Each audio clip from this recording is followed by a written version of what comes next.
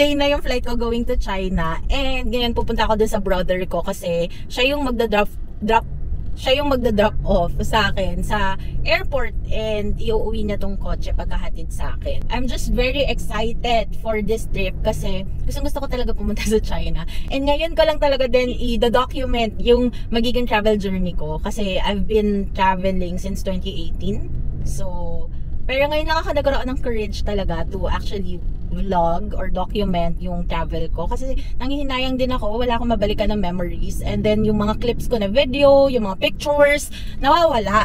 Nadidelete ko eventually pag puno na yung memory ng mga ginagamit kong gadgets or devices, kaya I just decided na i-document na talaga itong travel ko, and it's a solo travel, and I hope samahan nyo ko sa journey ko na to, and let's see ano ba yung mga offer ng China. Of course, yung travel ko na to, walang halong politika to. I will basically set aside yung geopolitical issues ng mga bansa natin and the China, no? And I really wanted to focus more on the culture, the people, the history, ano ba yung kayang i-offer ni China as a tourist, ganyan, or sa mga tourist. So let's see, samahan nyo ako sa pag-discover ko sa China.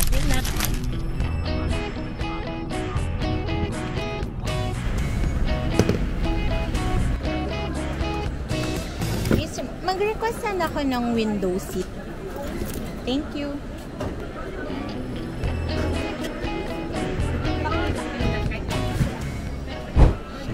Ayan, so nasa boarding gate na ako going to Shanghai, China for my solo travel or solo trip.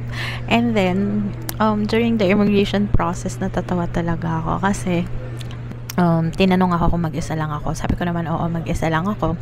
And then, may tinatanong siya about sure ka ba mag-isa ka? Hindi mo ba pupuntahan yung jowa mo sa China? Ganon. So sabi ko, ay hindi po. Iwan ko yung jowa ko dito. Sabi ko sa kanya. Tapos, sabi niya, sure ka wala kang kasama? Sabi ko, opo, wala po talaga akong kasama. Ako lang mag-isa. And then, parang hinuhuli niya ako. Sabi ko, parang hinuhuli niya talaga ako.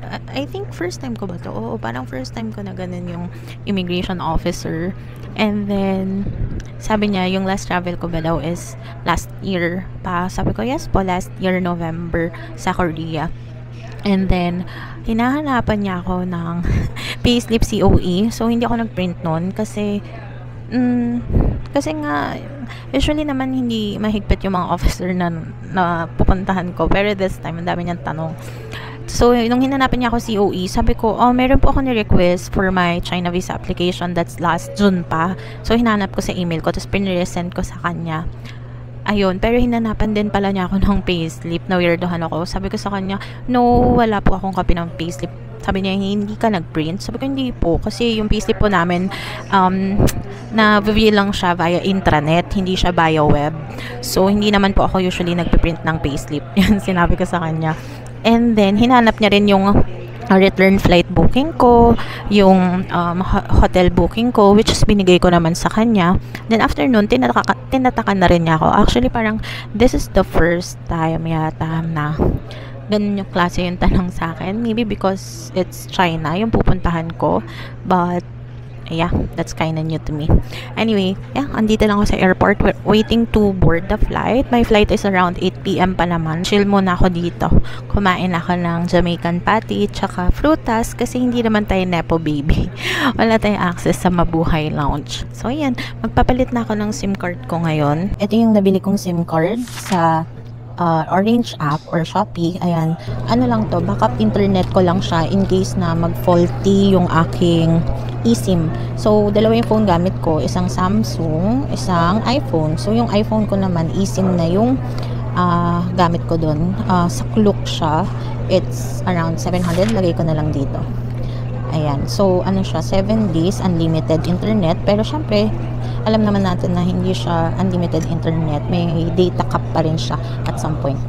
So yan, 700 okay na rin, like 100 a day for an unlimited internet. At least lang I won't worry kasi sabi doon may VPN na daw yon, so ma-access ko pa rin yung mga social media accounts ko while nasa China ako, which is I think yun naman yung importante sa akin. Makapag social media pa rin tayo kahit nasa China tayo. Ayan, so ngayon itong backup ko na SIM card or phone, install ko na. And then, na-set up ko na rin pala yung Alipay ko. So, later, pag-usapan natin yung mga apps na pinipare ko. So, if you are still wondering kung ano yung ginawa ko during China visa application, meron akong video na na-upload. Check nyo na lang yung channel ko kung ano yung ginawa ko para sa visa application. And then, going to the apps na dinownload ko prior to leaving para ready na ako. So, if you are traveling in China, you can always get eSIM or SIM card before your travel. So, ako, naging ano ko na to, habit ko na to, na mag-order ng SIM card prior umalis. Hindi talaga ako kumukuha pagdating doon ng SIM card para pag landing ng plane, ayan, meron akong activated na internet kasi as someone who's traveling alone or solo, importante talaga na may internet. Ako lagi to find my way. Didi, para sa ride-hailing app or parang Grab dito sa Philippines. And then Alipay para siyang GCash natin. Kasi when you go to China or Shanghai, ano na siya parang cashless na daw yung lugar na yon. So, I think this is all you need. Hindi na ako nag-withdraw ng any cash na yuan, Chinese yuan, which is ito lang yung gagamitin ko. And let's see kung magsasurvive ako by just using this QR code. And then, I also have a map for map navigation na English. Sinet up ko na rin siya. And, sinearch ko na rin yung mga places that I would want to visit. And then, nilagay ko na siya sa bookmark or nakasave na siya dun sa sa history or basta naka-bookmark na siya yung mga places na pupuntahan ko para mas madali akong makapag-navigate. And then, translation app. Ayun. So, basically, I think these are the major applications lang naman that you need when you visit China. And then, as for the summary of this travel, basically, ano ba date ngayon? August 30. Ayan, 8 p.m. flight ko. Dating ko doon around 12 a.m. na rin. I'll be staying there until Saturday, September 6, yung uwi ko. Madaling araw. So, parang I'll be staying there for like 6 days, yes, in Shanghai. And then, I plan to visit a city near Shanghai. No, it's not near. It's not that near. Kinda near. I will basically ride yung high-speed railway nila or yung parang bullet train in Japan that can go like 350 kph per hour daw. Parang yun yung sabi. So, gusto ko kasi ma-experience yon, kaya rin ako pupunta sa isa pang city which is Nanjing. And when you take the HSR, ayan, it will take you for about an hour and a half to 2 hours. So, yun yung travel time. So, side trip lang ako dun for 2 days and then I'll go back to Shanghai again for another day para naman sa flight ko pabalik din sa Philippines. So, let's see what will happen in this journey. And yung first ever travel ko outside the country is also a solo travel. I went to Thailand and Singapore. So, nasundan hanggang pumunta ako Cambodia, Vietnam, Taiwan. So, yun yung mga bansang pinuntahan ko as a solo traveler. Yeah, pang 9 country na ito napupuntahan ko. First time ko i-vlog yung trip ko or travel ko, and I hope you stay with me. And let's explore Shanghai together or China together. And maybe I could share some tips to you if ever you consider solo traveling. You know what? If you want to try solo traveling, the best tip that I can give you is that kailangan mo lang lakas ang loob mo. Alam ko there's a lot of people who would really want to try solo traveling pero pinanghihinaan ng loob. Alam mo gawin mo? Kapag may seat sale, i-book mo na agad yun. Huwag ka na mag-isip-isip. Book mo na kahit wala kang kasama. Kasi when you are expecting a travel, yung dopamine mo talagang nagkikik parang nagiging excited ka na lang for the travel. And ang tip ko rin also, tip number 2 ko sa inyo is wag niyong biglain. If you are on a budget, hindi naman ganun kalakihan yung savings natin, unti-untiin nyo. Like, kunyari, for this cut-off, nag-seat sale sa Cebu Pacific. Ako, I always travel with seat sale. Laging piso hindi naman piso, laging piso sale. So, usually, ang ginagawa ko whenever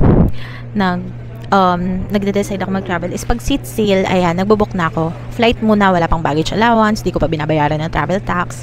And then, the next cut-off, dun ko na sila babayaran. Usually, mga flight na binubook ko months in advance siya. Usually, around 6 months. May mga flight ako na 11 months, 1 year pa yung travel date. Usually, mga ganyan, matagal na preparation para hindi ako nabibigla. So, ang pinakamabilis ko talaga na binook na travel is this one, this China. Binook ko lang to nung May. What happened is that, pagka-book ko ng flight, nasa around 3.9 lang yung flight na yon. And then, nung sumahod na ako ng June, July, August, doon na ako nag-start magbayad pa unti-unti. Kada sahod may binabayaran ako. Say for example, yung baggage allowance ko, babayaran ko this cut-off, then the next cut-off travel tax, then the next cut-off yung hotel booking, then the next cut-off naman yung mga SIM card, yung mga activities na gusto ko. Ayun, hanggang makompleto ko na rin kung ano yung bagay na kailangan ko during this travel. Nagkikip din pala ako ng Google Sheet para matrack ko ano ba yung nabayaran ko, ano yung mga expense na gagastusin ko, prepare ko, mga sample itinerary, kasi you really have to create itinerary for you to determine kung ano ba yung mga expected expense mo based on the activities na nilist mo doon sa itinerary mo. That's one.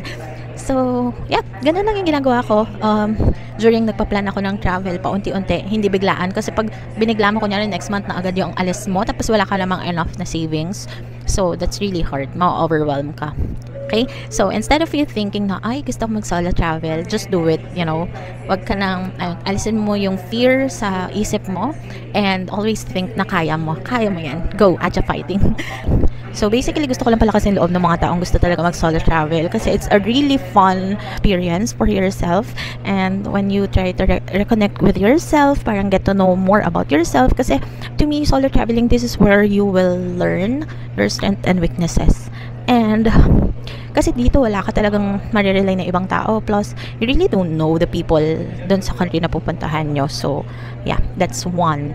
It's really a good experience. I think you should try it even once. Kung hindi talaga siya para sa inyo, then don't, right? Delayed yung flight. Supposedly 7:30 boarding na, pero currently 7:47 wala pa. Tapos wala pang estimated time kung anong oras yung boarding. Tapos kakain muna sana ako doon sa perang, bumili muna ako ng water. Kabayad ko ng water, this is 100 pesos. So bilang tipid si self, eto na lang kakainin ko. Magtutubig na lang ako, hindi na ako kakain. Siguro babawi na lang ako bukas. Kasi super mahal, like yung rice meal nila nasa 250, 300 just for a tapsilog lang mga ganun. I don't think worth it siya. Kaya naman, magtubig muna tayo. 100 pesos, 1 liter na water. 1 hour delayed yung flight namin.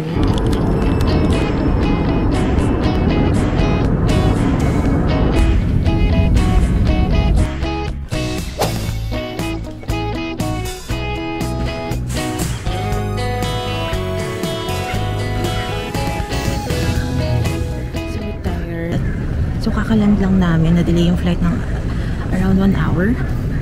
And, yeah, papahinga muna ako. Layo na nila. Ang laki ng airport nila, in fairness. So, ayan. So, punta muna ako sa baggage claim tsaka immigration. And then, balik ako. Ayan. So, dito yung immigration and baggage claim. Sinusundan ko lang basically yung mga tao. Ayan, so far wala pa ako masyadong energy kasi natulog talaga ako sa flight. Siguro last 30 minutes bago ako nagising.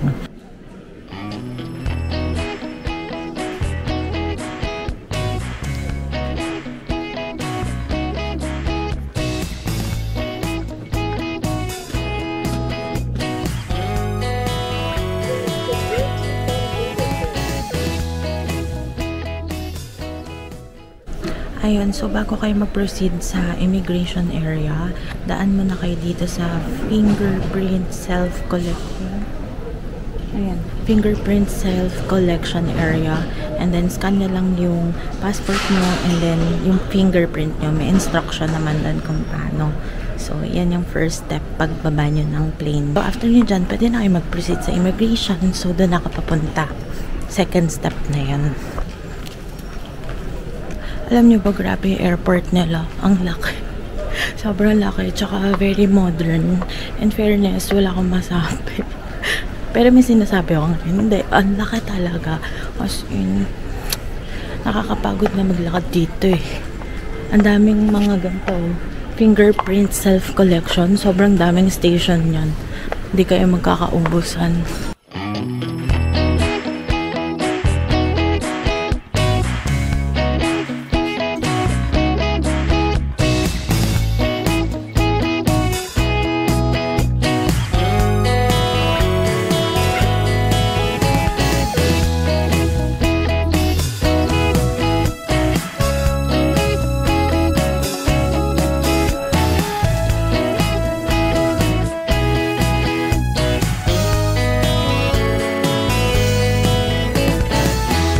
ang ginagawa ni Marvin, no? Yung parang lagi siyang nakaganto, tapos dumadaldal siya. Hi, andito na kami. Magta-try na kami mag-book ng dito. Dito pwede na. Pero kanina pa naman dyan makakatakot mag-video. Sa airport, immigration malapit. Bawal kasi talaga video, di ba?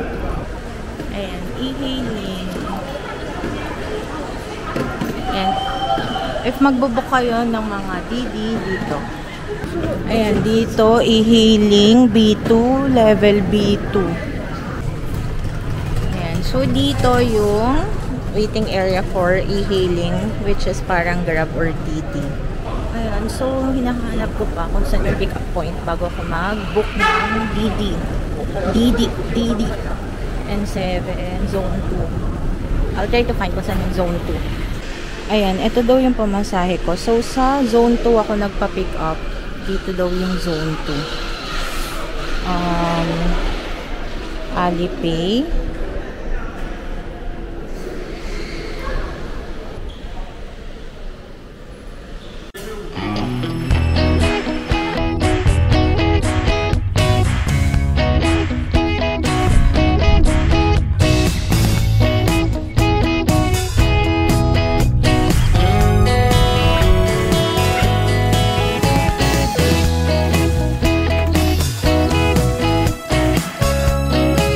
May hotel here in Shanghai. Ito yung first hotel ko.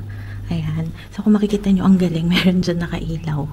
Check-in, clean, or do not disturb. And then, this is the entrance. Ayan. Ito yung entrance. Keycard, mga light switches. And then, when you enter, diba, spacious. This is a 30 square meters na room. Then, ito, meron ditong, here, yeah, we have the cabinets. Ayan. Cabinet. Ano ba ito? Sliding? Anyway, ayan, cabinets, and then, more cabinets here sa taas. Ayan, more cabinets pagpasok. And then, dito, ito na yung shower. So, very clean naman yung shower. I mean, malinis siya, decent siya. Hiwalay yung toilet versus, ito yung pinaka-shower area. Ayan. Okay? So, may towel dyan. Pag binuksan mo, that's the shower. Okay? So, just right here, meron dyan salamin. Anyong, ito salamin, lavatory, may, meron siyang blower. Ayan, ito yung mga extra towels, mga towels. Floor mat pala yun. Tapos, ito towels. Okay? And then, right here, passport ko pala. Saan naman, pakalat-kalat na naman ako.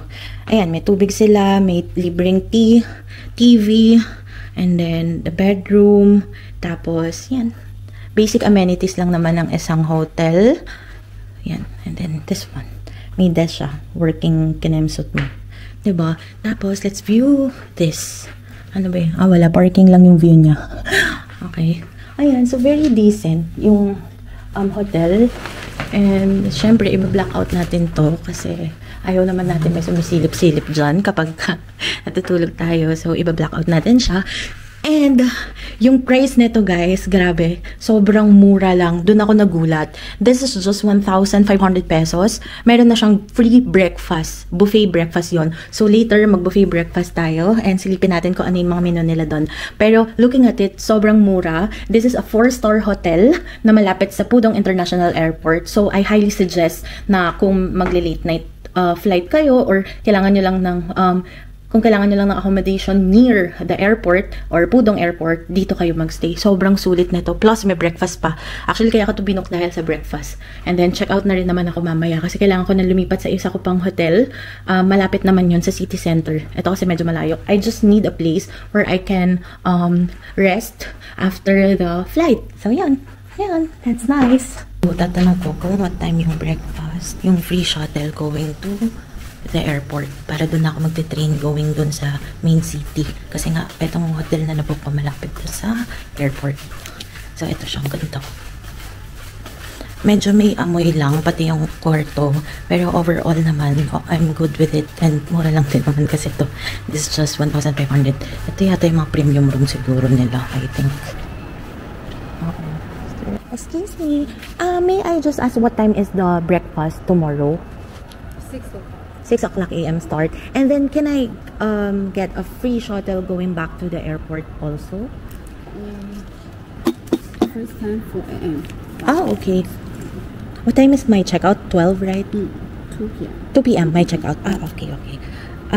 I'll probably get 11 a.m. You want the number? Oh, what room is this? Sorry.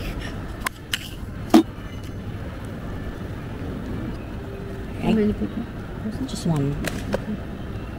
Okay. 10:50.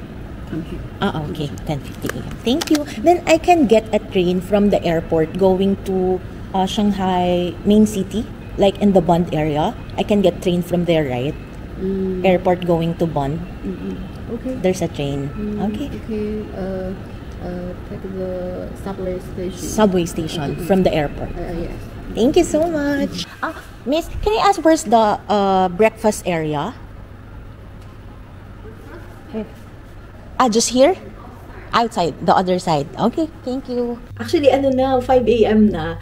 Hinintay ko na lang yung breakfast buffet at 6 a.m. And then, kakain muna ako doon. Tapos, magpapahinga na muna ako bago ako umalis ulit. Babalik ako ng airport. Doon ako magte-take ng train.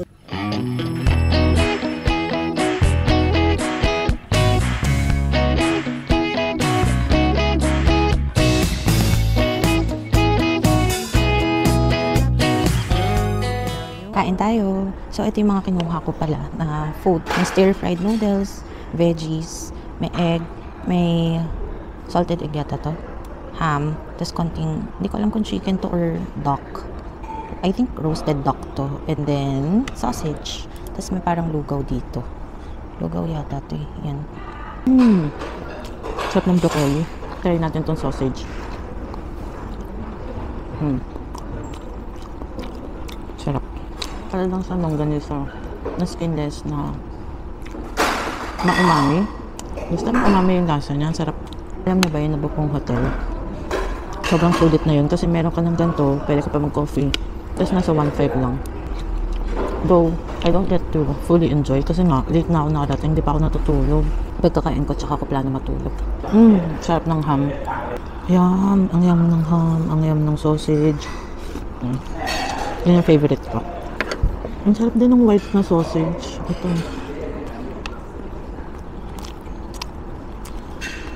Ang sarap. Alam niyo ba yun, nasa Korea ka? Grabe. Yung mga Korean sausage, halos araw-araw ako makain yan. Sarap eh. Parang ganito din. Ang sarap. Ang metal. Bangin ko kaya lahat ng sausage doon. Mas gusto ko yung white na sausage. Ayan. Dito, mas maganda yung view pala dito. So, dito ako kumain. Ito yung hotel na yan. Grabe, antok pa rin ako. Magta-transfer ako ng magta-transfer ako ng hotel. So, malutang. Lutang pa ako. Siguro natulog lang ako for like, natulog lang ako for like 1 hour and a half. Ganun. Well, kailangan natin lumaban.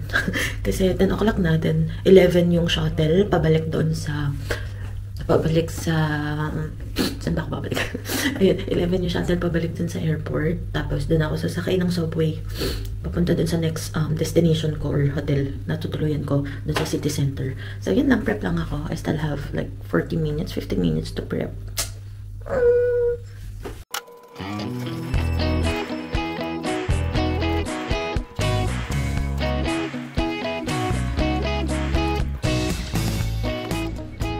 Ayun, so for first impression, mababait yung mga tao, in fairness. Wala akong masabi. They're really nice. And accommodating sila, even though they don't speak that much English, they still try their best to help. Ayan. Ganito, ang init kaya ako nagtirinta. Sobrang init. Like, nasa 34 degrees siya ngayon. Ante, ang init. Sinerch ko na naman yung sasakyan ko. Green line. Tapos magta-transfer ako sa isa pang line para makapunta ako dun sa next accommodation ko. So, ganito. Ganito ang budget solo travel. Legit. Ayan.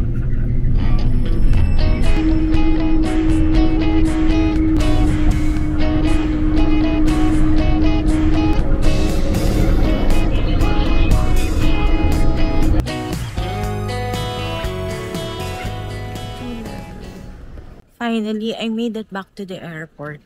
Punta ako sa second level para sa subway. And then, doon ako magte-take ng train going to my next stop.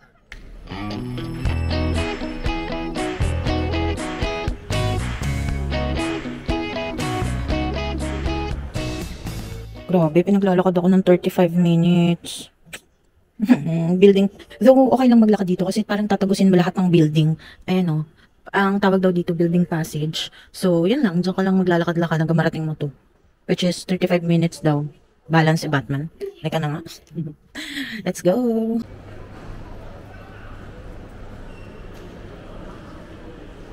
This is the maglev line. Maglev line. So, saan ba ako? So, hindi. Dito talaga ako. Kailangan ko Suburban Railway Metro. I need to go left. Ayan, sabi left daw. Let's go left. Ayan, kung makikita nyo, talagang tinatawid ko yung mga building. As in, tagusan silang lahat. Which is nakaka-amaze. Kasi, like, sobrang init sa labas. You cannot imagine. Parang Pinas na summer, 34 degrees. So, dito sa loob, aircon. Tapos, kapag nagutom ka, pwede ka pang kumain dito sa mga kainan dito. So, kung maglalakad man ako ng 30 minutes, I guess hindi na masama. Kasi nga, aircon naman siya. Diba? Ang galing. Talagang connected sila. Alam mo yan yung maganda pag nagta-travel ka. You get to experience a different kind of parang scenario sa mga commuter. Like, ay sa Pilipinas, diba? Like, kaya halos lahat ng tao would want to have their own cars. Kasi nga, ang hirap mag-commute. Eh dito, ang luwag ng kalsada nila, kung tutuusin, wala pa akong nakikitang traffic. Kasi nga, it's highly accessible naman with mga trains, ayan, buses. Actually, fan ako ng mga bus. Kaso nga kasi, hindi pa ako marunong mag-bus dito. Kasi pag bus kasi point A to point B, babasakay ka lang eh. Pag train kasi grabe, ang lala ng mga lakaran dahil nga sa mga station. Ante, so dito pa yata tayo. Ay, hindi. Or dito. Saan ba ako? So nice. Long distance bus. Aerotel. Metro. Ah, ito line 2. Ah, ito dito na, sakto. Hindi naman pala ganun kalayo. Line 2. Ayan na yung kalbaryo ko. So, ito test ko kung Alipay ba yung gagamitin ko. Which is, oo, dapat naman Alipay. Yan. Tapos, sa Alipay, ano dito? Ayun, scan yata. Transport, and then Metro. Swipe code to take the Metro. Swipe code? No. Swipe. Ayan, basta yan. Di ko na ipapakita. Ayan. Tama ba to? Shanghai Metro QR code. Activate. Inactivate ko pa. Agree and obtain card. Ayun, may mga ano pala setup pa. Agree and obtain card. Agree and obtain card. Payment password. Allow Alipay to use the Bluetooth. Inalaw ko na nga. Allow nga. Okay na. Alipay kasi. Alipay to use the Bluetooth. Allow. Ano ba to? Balik. Pay. Transfer. Bluetooth. Okay na. So, ito na-activate ko na yung QR code. Ayan. It takes time. Diba nag-setup ako? Kala ko ayaw. Yung pala parang maghintay lang ako around 5 minutes. Ayan. So, let's go.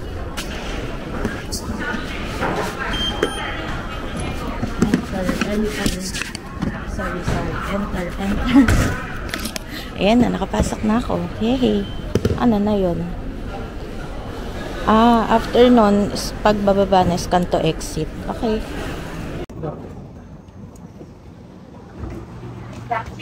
Dito na ako. Kailangan ko kasi mag-transfer ng line. East Nanjing Station.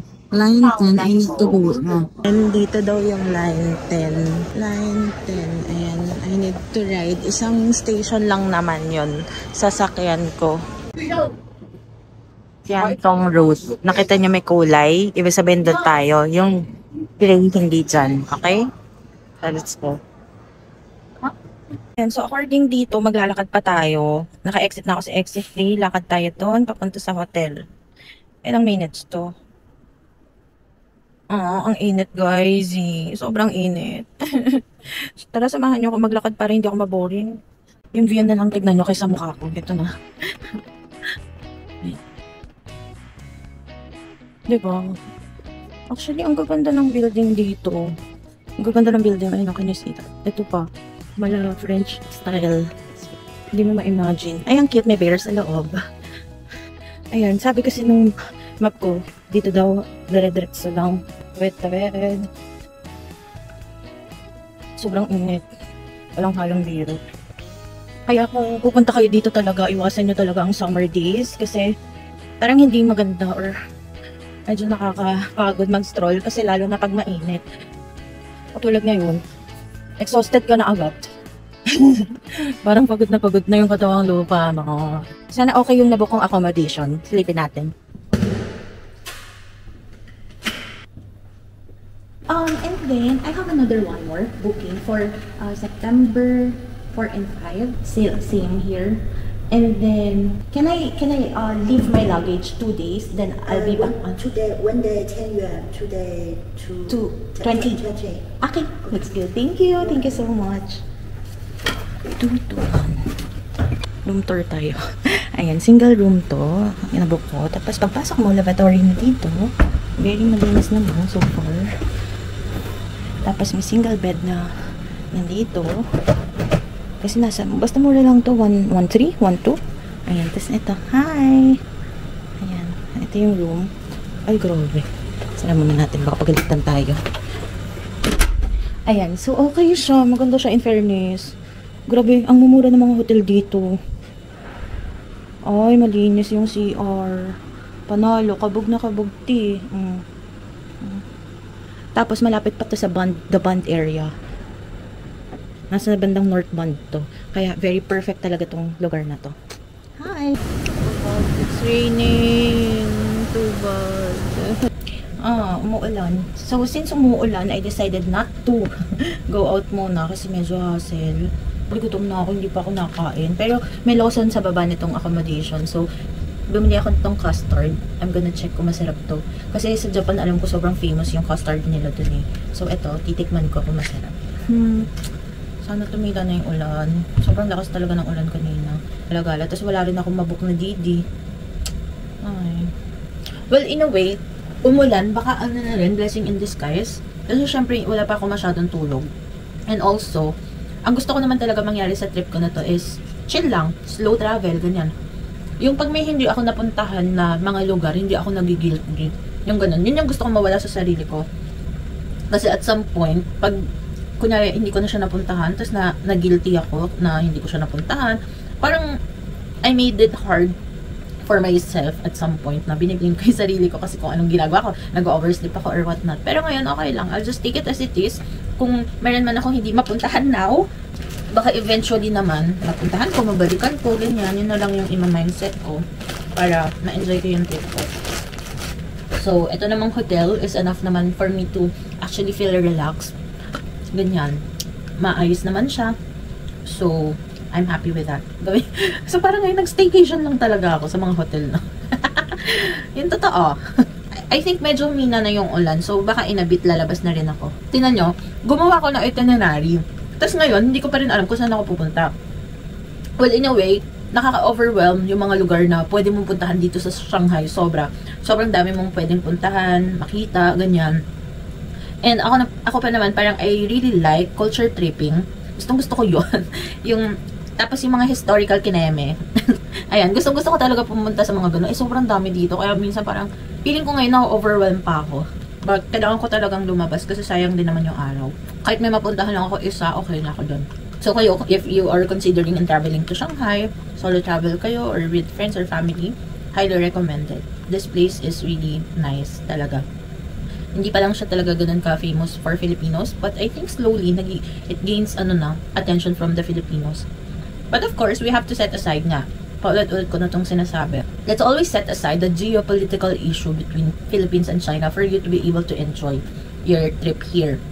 Diba? Kasi if you are someone who's taking it to the heart, yung mga issues ng politics between China and Philippines, you won't get to fully enjoy yung mga dapat mga enjoy, especially their culture and the people.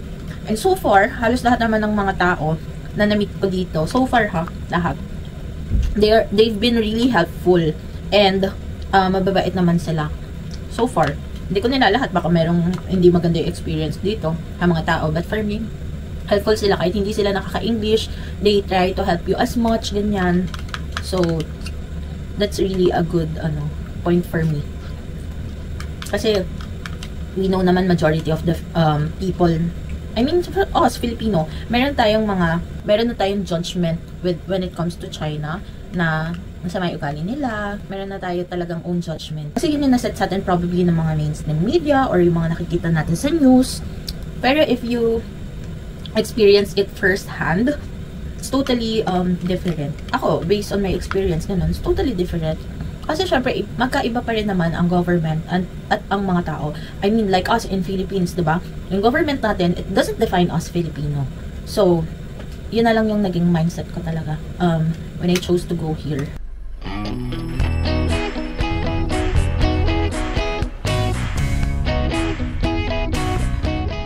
Ayan, nandito ko sa place na, ito kasi nare-recommend ni ChatGPT sa akin, yung Chachatang Pao. Nasarap daw yung Xiaolong Bao dyan, and kasi masyado akong gutom para sa Xiaolong Bao. Di pa ako nakain. It's 5 PM na. Ayun, so ito, dito sa area na to, puro kainan. And parang ang sasarap. Dito nga may maliliit na stalls eh. I feel like pwede na ako dito kumain. Gusto ko yung yung maliliit na kainan, yung parang hole in the wall na baka masarap naman. So, let's try this siguro. Dito na lang ako.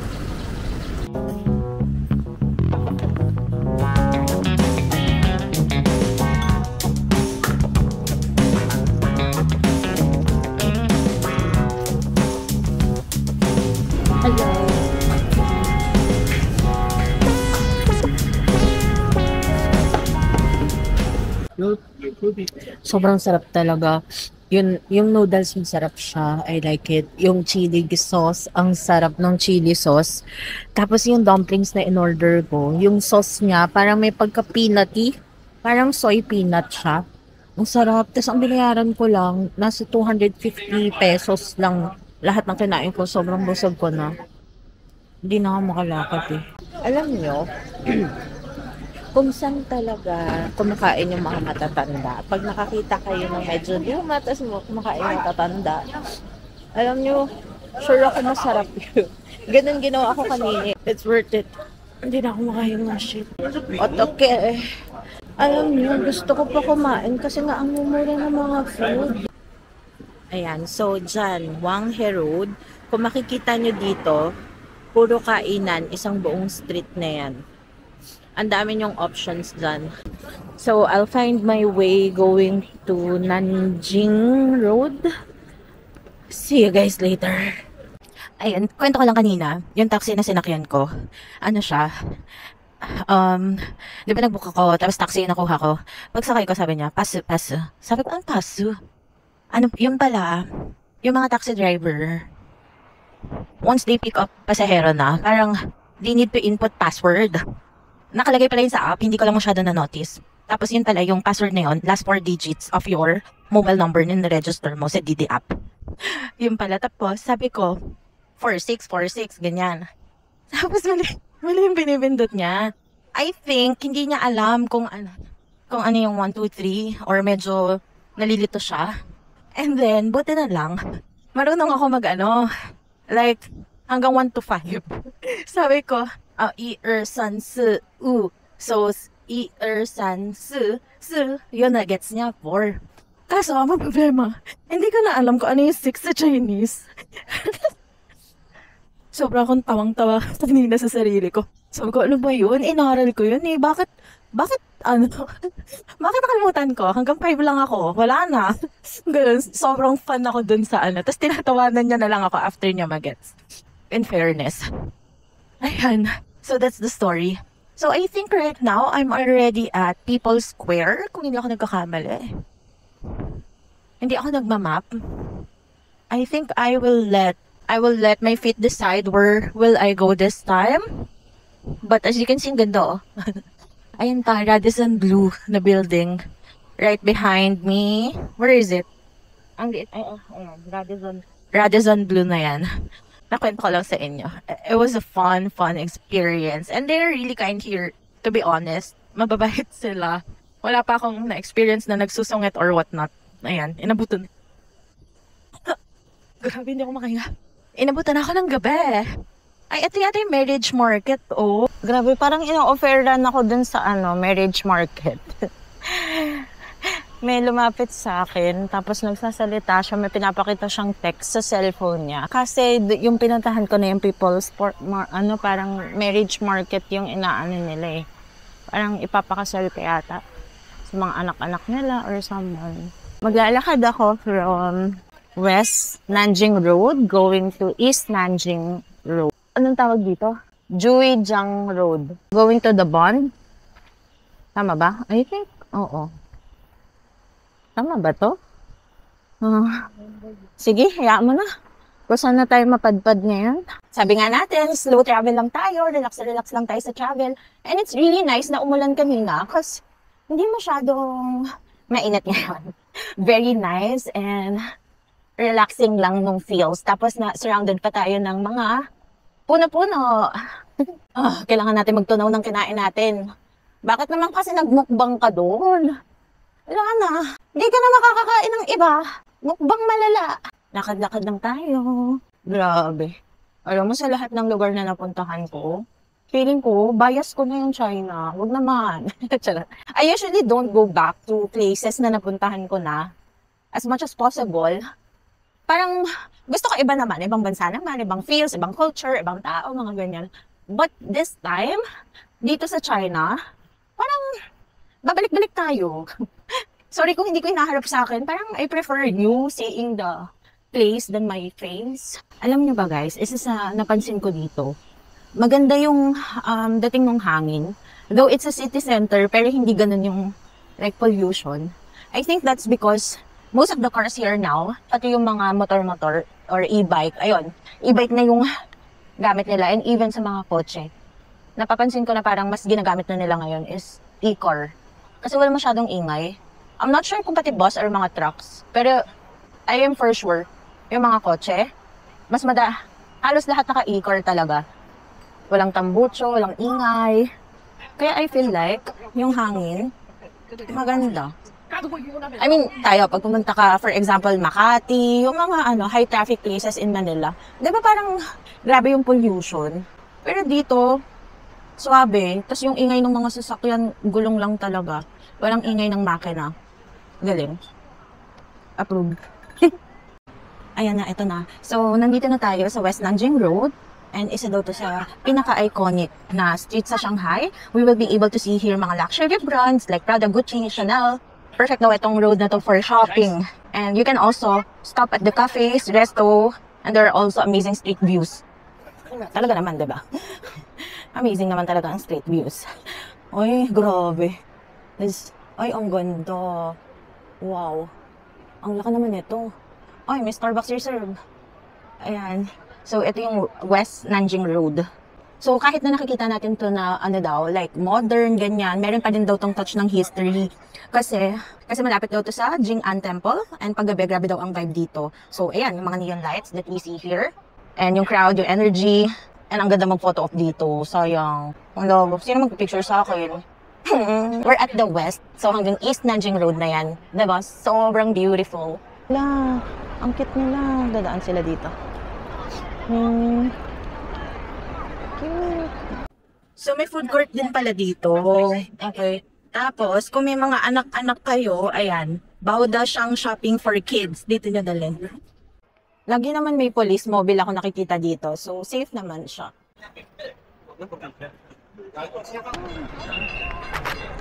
Ang cute ng police station nila. Look at it. Sobrang cute. Parang siya, futuristic. Diba? Ganyan sila ka-organize. Mga police sa gitna. So, I think nasa East Nanjing na ako. Going to the Bund. And ito na yung view ko. Yaher! Ito na siya. Parang unti-unti na siya. Ayun! I can see the light at the end of the road. Hindi tunnel, road. Di ba bumubunga siya? Ano ba ito?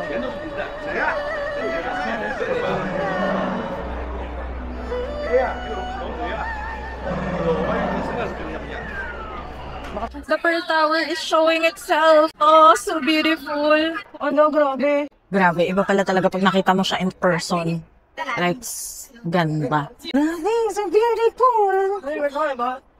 Ang ganda.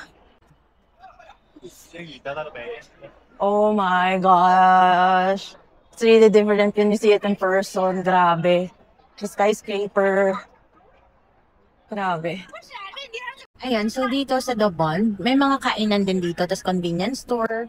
Ayan. So, hindi naman kayo magugutom kung nandito kayo. Ito pala yung Wangpo River Cruise ticket.